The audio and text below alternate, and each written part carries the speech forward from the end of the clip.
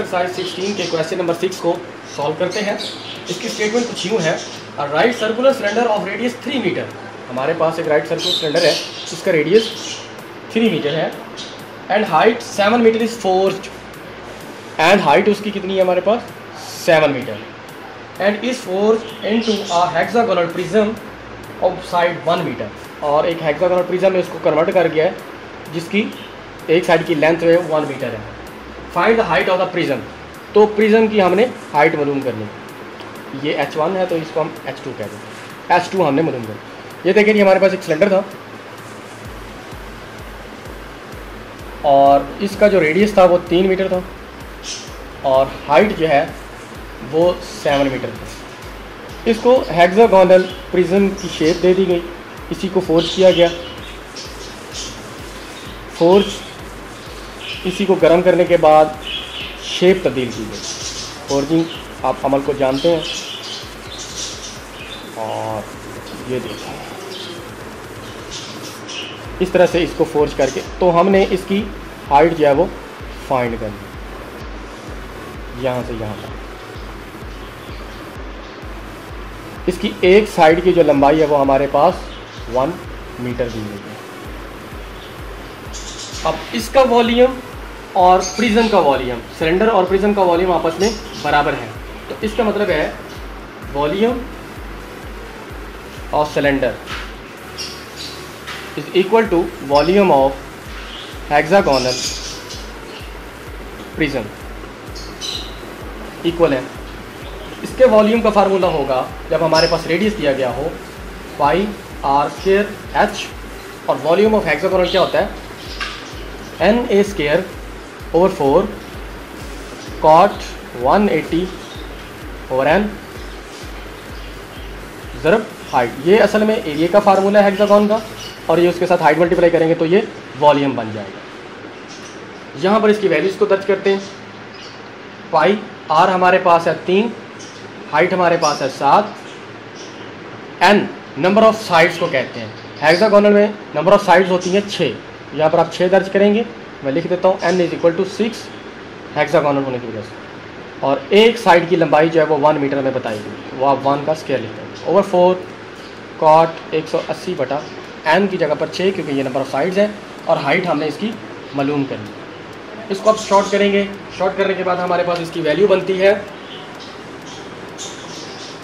197.82, और इसको आप जब शॉर्ट करेंगे तो इसकी वैल्यू बनती है 2.598 H। अब ये ज़रब हो रहा है, इस तरफ ले जाकर इसको डिवाइड कर देंगे। 197.82 डिवाइडेड बाई 2.598, तो हमारा हाइट मालूम हो जाएगी। तो इसको सॉल्व करें, तो सॉल्व करने के बाद हमारे पास इसकी वैल्यू बनती है 76.43 मीटर। ये हमारा वो मतलूबा आंसर है जो हाइट के लिए मालूम करना था। तो इससे नेक्स्ट क्वेश्चन हमारे पास है 8th क्वेश्चन की स्टेटमेंट कुछ यूँ है, the rain that falls on the roof 25 metre 30 metre is conducted to a cylinder 10 metre in diameter. How great fall of rain would it take to fill the cylinder of a depth of 6 metre. इसमें ये कहा गया कि एक छत है हमारे पास जिसकी लंबाई और जो चौड़ाई है वो 25 और 30 है, और उस पर होने वाली बारिश की हाइट मालूम करें, जबकि यही पानी जो है वो इकट्ठा किया गया है एक सिलेंडर के अंदर। उस सिलेंडर का जो डाया है वो दिया गया है और उसकी हाइट भी दी गई है। ये हमारे पास एक रेक्टेंगुलर शेप में छत है, इसके ऊपर जो है वो रेन फॉल की गई है। 25 और 30 इसकी डायमेंशंस हैं, 25 मीटर ज़रब 30 मीटर। यही पानी जो है वो एक सिलेंडर में जमा किया गया है। उस सिलेंडर का जो डाया है वो दिया गया है 10 मीटर, और इसकी जो डेप्थ है, जो हाइट है वो 6 मीटर है।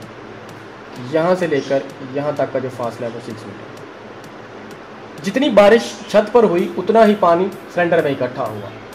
जो वॉल्यूम छत पर बारिश का था वही सिलेंडर के अंदर मौजूद बारिश के पानी का होगा, तो दोनों का वॉल्यूम बराबर होगा। मतलब volume of rain at roof is equal to water of rain in cylinder, बराबर है। उसका वॉल्यूम बनेगा लेंथ ज़रा विड्थ ज़रा हाइट। इसका हमारे पास फार्मूला बनता है 5/4 d स्क्वायर h। आपने इसके अंदर वैल्यूज पुट करनी है। लेंथ हमारे पास है 30, विड्थ हमारे पास 25 और हाइट हमने मालूम करनी है। 5/4 डाया हमारे पास दिया गया 10 और हाइट हमारे पास है 6। यहाँ पर इसको मल्टीप्लाई करें, इसको शॉर्ट करें, ये ज़रब हो रहा होगा, इसका आंसर इस तरफ लाकर डिवाइड करेंगे। h is equal to 5/4 10 square multiply by 6 divided by 30 multiply by 25। जब आप इसको शॉर्ट करेंगे, शॉर्ट करने के बाद इसकी वैल्यू जो आती है वो वैल्यू है हमारे पास 0.628 मीटर। ये हाइट है जो छत के ऊपर बारिश की वजह से पानी की बनेगी। इसके बाद हम क्वेश्चन नंबर 12 की जानिब चलते हैं। क्वेश्चन नंबर 12 में है a cylindrical pillars 10 cylindrical pillars of a building have to be cleaned. If the diameter of each pillar is 50 centimeter and the height 4 meter, what will be the cost of the cleaning these at the rate of 50 पैसा per square meter? हमारे पास 10 cylindrical pillars हैं, उनकी सफाई की हमने cost निकालनी है। किसी एक सिलेंडर का हम एरिया निकालते हैं, उसकी फिर कॉस्ट निकालते हैं, उसको मल्टीप्लाई बाई 10 करेंगे तो हमारे पास टोटल कॉस्ट आ जाएगी। तो हमारे पास सबसे पहले जो चीज़ें बताई गई हैं वो हम नोट करते हैं। नंबर ऑफ पिलर्स जो है वो हमारे पास 10 है।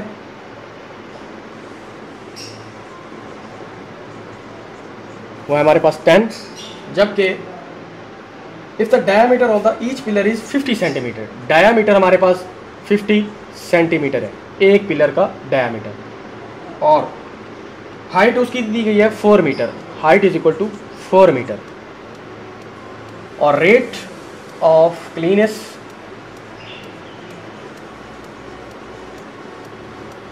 है 50 पैसा पर